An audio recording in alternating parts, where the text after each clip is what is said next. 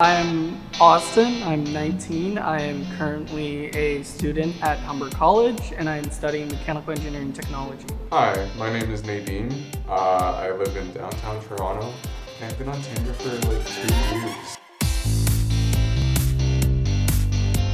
I mainly use Tinder, but I have used Bumble and Hinge. Tinder, I've used Grindr, and I've also used Hinge, which was terrible. The most important thing that I try and find in a partner on Tinder is definitely somebody who's like at least fun with it, doesn't take themselves too seriously. Can match my sense of humor and just match my energy and someone that I can spend a lot of time with. Like I've seen people in like business attire in their profiles and stuff like that. It seems super boring. I started using dating apps 2020, so my first year of college. Since I was around 18, so about 4 years. It's become more materialistic. Now it's more you have a couple photos just to present yourself or to look through. People are a lot more willing to just swipe on whatever. Like beforehand where you would maybe like see like 20 people as a possibility for dating. Now it's like, oh, literally every single person within my city is an option. I haven't been super successful. It's very difficult to have conversations with just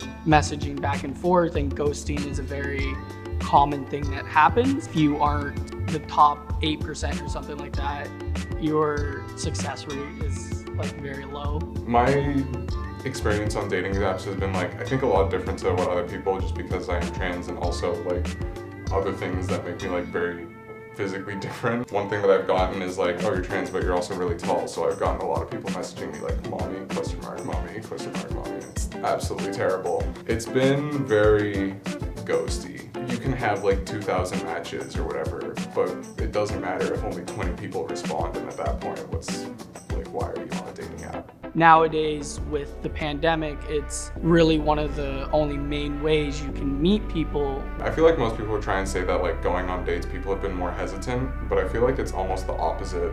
I had a few friends where they had just started dating somebody, and because everyone was facing the reality of quarantine, they almost immediately moved in with each other because they didn't want to be like, oh, we're not going to see each other for like 6 months or something like that. Personally, I'm pretty comfortable with it. I'm hoping they will also take the precautions to keep me safe.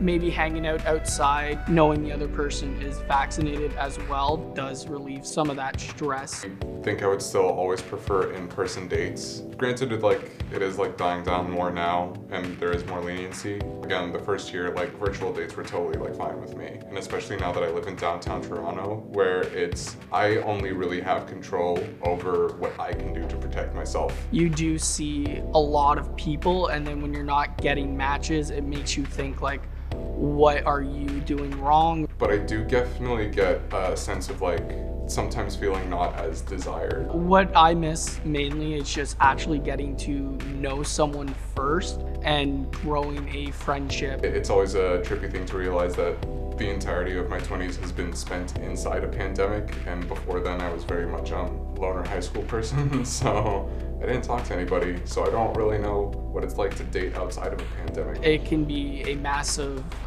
hit to your self-confidence. Like obviously you don't always want to talk about a super heavy subject on a date or anything like that, but it does add like a certain like, oh, we can at least relate on this one ground basis of like, this is a universal experience that we now all have to deal with. With sitting and with past relationships, you do get to think a lot about it.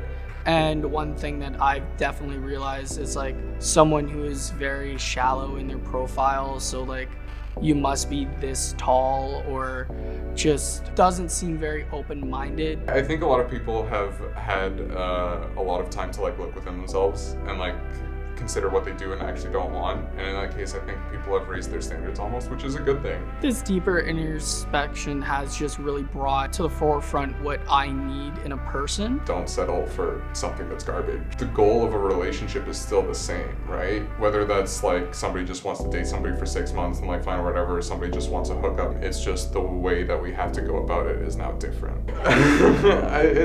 It's fun out there. It's hard, and like it's definitely a weird thing where like a lot of people end up putting too much weight into who they talk to online. And I do understand that there is a sense of like you want to protect yourself and be like secure and everything. I don't think there's anything wrong with just having like a 5-minute throwaway conversation with somebody on an app. Like, there's nothing wrong with having a relationship that only lasts a month if it was a good relationship. Because I think too many people are always looking for like, oh, I'm gonna spend the rest of my life with this person, which that's just unrealistic. Because I feel like you're probably gonna end up dating at least 10 to 15 people before you find that person.